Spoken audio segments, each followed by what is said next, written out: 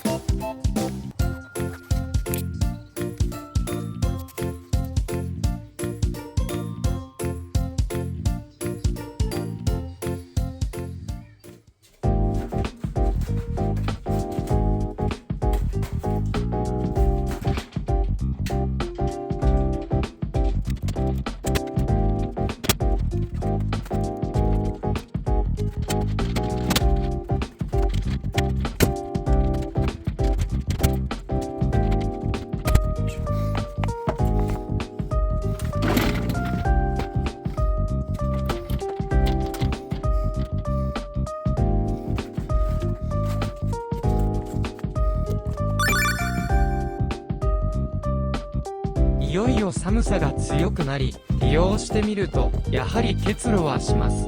しかし、前ほど大粒の水滴が溜まるほどではなくなりました。ちなみに、我が家は、セサミシリーズのスマートロックを設置しています。機能もコスト優れた一品です。概要欄に URL を貼っておりますので、そちらをご覧ください。皆さんの参考になれば幸いです。